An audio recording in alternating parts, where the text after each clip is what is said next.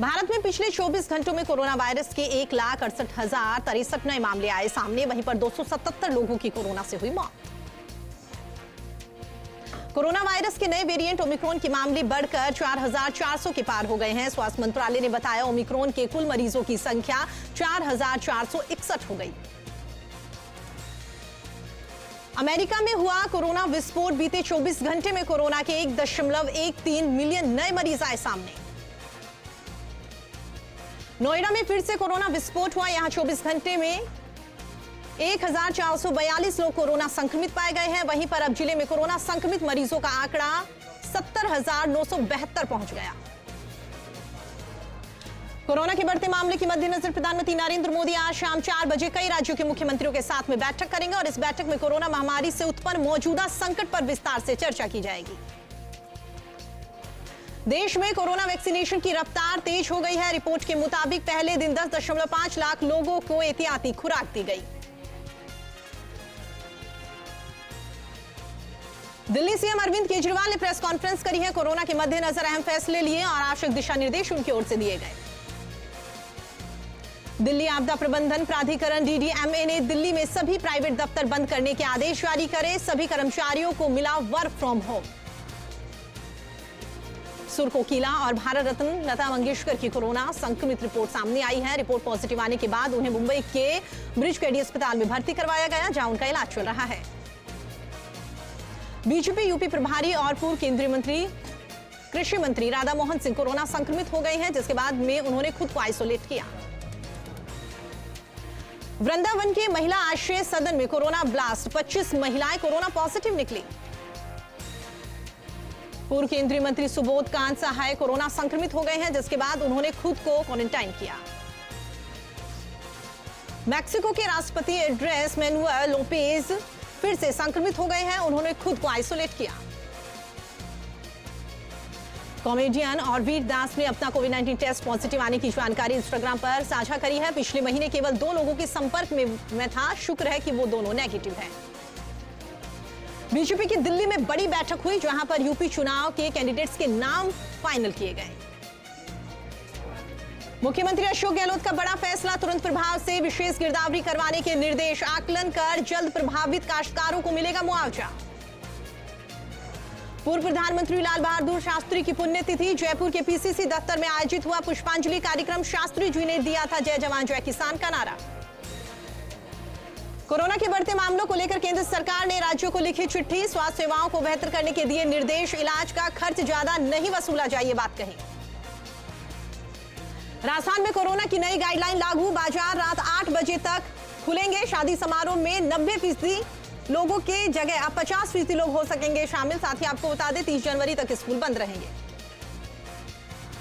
भारत बनाम दक्षिण Africa test series अंतिम और निर्णायक टेस्ट मैच केपटाउन में। भारत के पास में दक्षिण अफ्रीका में पहली बार सीरीज जीतने का सुनहरा मौका। कोरोना का फ्लाइट्स के संचालन पर बुरा असर, जयपुर एयरपोर्ट पर दोपहर 1 बजे तक 12 फ्लाइट्स रद्द, यात्रियों को हुई खासी परेशानी। मुख्यमंत्री अशोक गहलोत ने प्रदेश के गन्ना किसानों को दी बड़ी राहत। गन्ना खरीद पर प्रति क्विंटल 50 रुपए मूल्य बढ़ाया। किसानों को 5 करोड़ रुपए की होगी अतिरिक्त आय।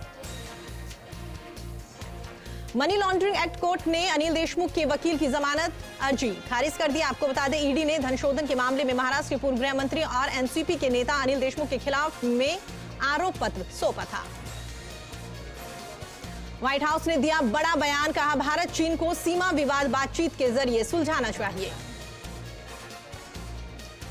पाकिस्तान का मोस्ट वांटेड आतंकी खालिद बटली उर्फ मोहम्मद खुरासानी अफगानिस्तान के पूर्व प्रांत में मारा गया है। मोहम्मद खुरासानी पाकिस्तान में प्रतिबंधित आतंकवादी संगठन तहरीक-ए-तालिबान पाकिस्तान का एक वरिष्ठ नेता था। भारत अमेरिकी कृषि व्यापार के लिए एक लंबे समय की बाधा दूर हुई है। भारत में यूएस पोर्क और साथ ही पोर्क उत्पादों के आयात की अनुमति लेने के लिए सहमति बन गई है। जापान के तटरक्षकों के अनुसार उत्तर कोरिया की ओर से बैलिस्टिक मिसाइल फिर से दागी गई है और इस साल के पहले सप्ताह में ही उत्तर कोरिया ने इस तरह की दूसरी फायरिंग की। हरियाणा के मेवात में मिट्टी ढहने से 4 लड़कियों की मौत हो गई है। जानकारी के मुताबिक यह हादसा तब हुआ जब लड़कियां मिट्टी लेने के लिए गई हुई थी। सीएए पर नियम बनाने का मामला। स्टैंडिंग कमेटी ने सीएए पर नियम बनाने के लिए गृह मंत्रालय को 3 महीने का वक्त दिया। गोवा चुनाव को लेकर वेणुगोपाल का बड़ा बयान। कहा, राहुल गांधी के साथ बैठक में टीएमसी से गठबंधन पर कोई चर्चा नहीं हुई। कांग्रेस को बड़ा झटका। कांग्रेस के पूर्व राष्ट्रीय सचिव इमरान मसूद सपा में शामिल होंगे। भारत सरकार ने विदेश से आने वाले यात्रियों के लिए नई गाइडलाइन जारी करी है। विदेश से आने वाले यात्री अब 7 दिन तक आइसोलेट रहेंगे। अगले आदेश तक लागू रहेगा नियम। हैदराबाद से बड़ी खबर। पुराने शहर की पीएससी में कोरोना वैक्सीन की भारी मात्रा में चोरी हुई। हरिद्वार में 14 जनवरी को मकर संक्रांति पर गंगा स्नान पर पूरी तरह प्रतिबंध लगा दिया है। कोरोना संक्रमण के चलते ये बड़ा और अहम फैसला लिया गया। पहाड़ों पर बर्फबारी का मैदानों पर असर दिखा है। बारिश और ओलावृष्टि के बाद में पारा बेहद गिर गया। मरुधरा में भी सर्दी का सितम बढ़ा। जयपुर में सांगानेर डिग्गी रोड स्थित शनि मंदिर में शनि भगवान के पोष बड़ा महोत्सव में हलवा पकौड़ी का भोग लगाया गया, जहां पर महाराज शंकर लाल ने बताया कि भक्तों को यहां पर प्रसादी वितरित की गई।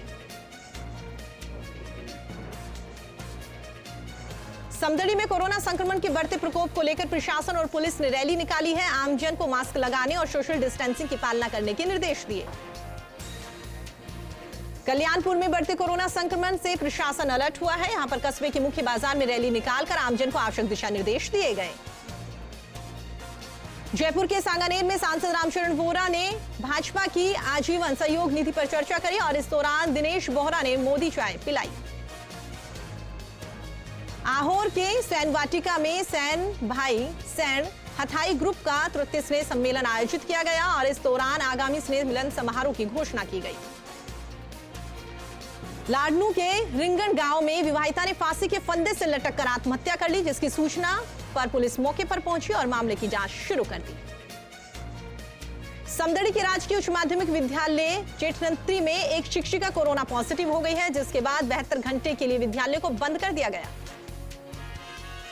नागौर के रियाबड़ी में राजस्व मंत्रालय कर्मचारियों ने विभिन्न मांगों को लेकर काली पट्टी बांधकर विरोध प्रदर्शन किया और इस मौके पर लक्ष्मी नारायण टेलर सहित कई गणमान्य लोग वहां पर मौजूद रहे।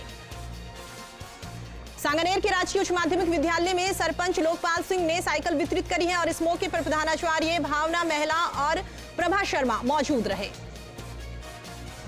कुचामन सिटी में किन्नर काजू कंवर ने पट्टा मिलने पर क्षेत्रीय विधायक और मुख्यमंत्री अशोक गहलोत का आभार जताया और इस दौरान कई लोग वहां पर मौजूद रहे। सिरोही के माउंट आबू में कोरोना संक्रमण बढ़ रहा है। ऐसे में बात करें सिरोही जिले की, तो सिरोही जिले में भी संक्रमण की गति लगातार बढ़ती हुई दिखाई दे रही है, जिसको लेकर जिला कलेक्टर ने बैठक करी है और आवश्यक दिशा निर्देश यहां पर साझा किए।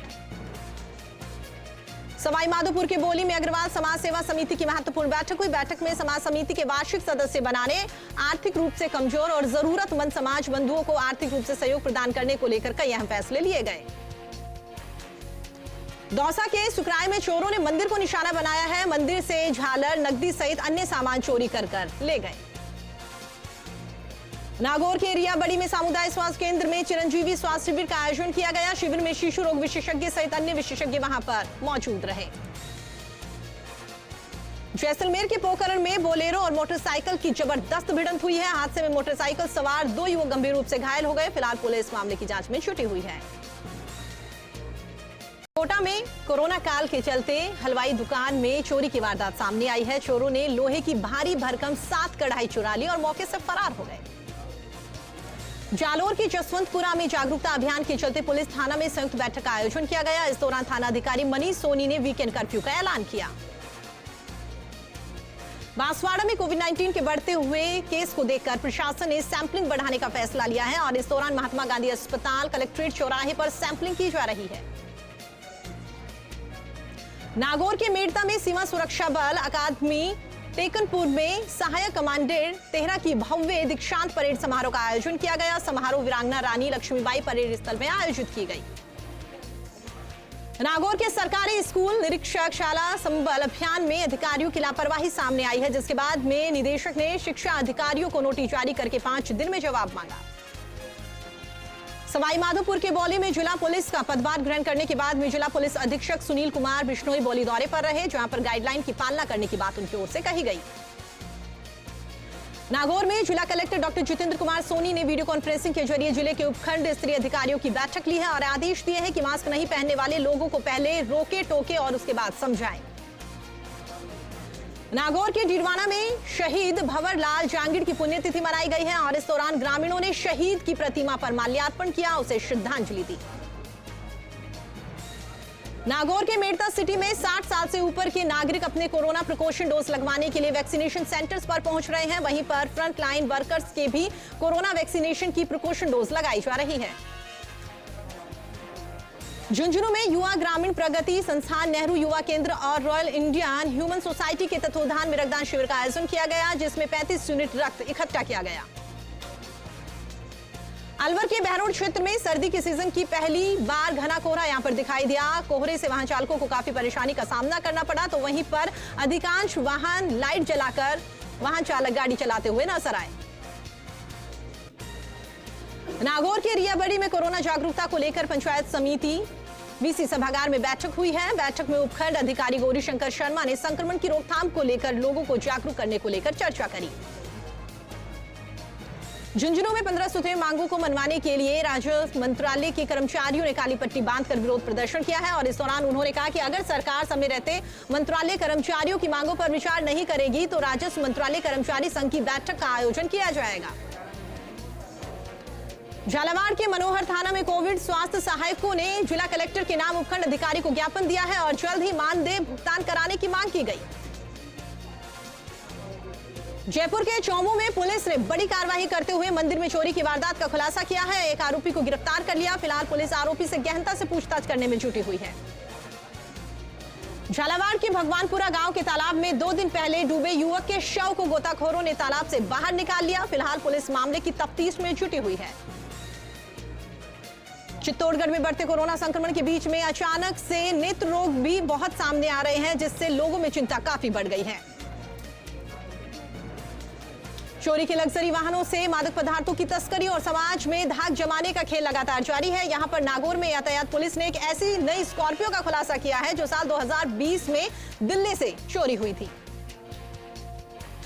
एक ट्रैक्टर चालक ने लापरवाही से ट्रैक्टर को चलाते हुए मोटरसाइकिल पर सवार दंपत्ति को रौंद दिया, जिससे दंपत्ति गंभीर रूप से घायल हो गए हैं, जिन्हें ग्रामीणों के द्वारा स्वास्थ्य केंद्र में भर्ती करवाया गया, जहां पर दोनों का इलाज चल रहा है। बूंदी के केशवराय पाटन में तेज रफ्तार कार अनियंत्रित होकर अचानक से पलट गई। हादसे में कोई जनहानि नहीं हुई। फिलहाल पुलिस मामले की जांच में जुटी हुई है। खबर उदयपुर के खेरवाड़ा से, जहां पर पुलिस ने अवैध शराब के खिलाफ बड़ी कार्रवाई करी है। पुलिस ने इसी की आड़ में अवैध शराब लेकर जा रहे कंटेनर को यहां पर जब्त कर लिया, जिसकी कीमत शराब की लगभग 30 लाख रुपए बताई जा रही है। फतेहपुर शेखावटी में कड़ाके की सर्दी और घने कोहरे ने कोहराम मचाया हुआ है। यहां पर घने कोहरे का अलर्ट भी जारी कर दिया गया है। कोहरा इतना घना है कि यहां पर दृश्यता महज 2 मीटर रह गई है। झालावाड़ में कोरोना संक्रमित मरीजों की संख्या लगातार तेजी से बढ़ रही है, जिसको देखते हुए जहां पर जिला प्रशासन एक्टिव मोड में नजर आ रहा है, तो वहीं पर कोरोना की वैक्सीन को लेकर लोगों में भी जागरूकता फैलाई जा रही है। कोटा की अनंतपुरा थाना पुलिस ने कार्रवाई करते हुए एक स्मैक तस्कर को गिरफ्तार किया है, जिसके कब्जे से पुलिस ने 5 लाख कीमत की स्मैक बरामद की। भारतीय जनता पार्टी के प्रदेश अध्यक्ष डॉक्टर सतीश पूनिया जोधपुर से ब्यावर के लिए रवाना हुए और इस दौरान स्वास्थ्य सही होने न होने के कारण उन्होंने स्वास्थ्य जांच कराने की बात भी कही है।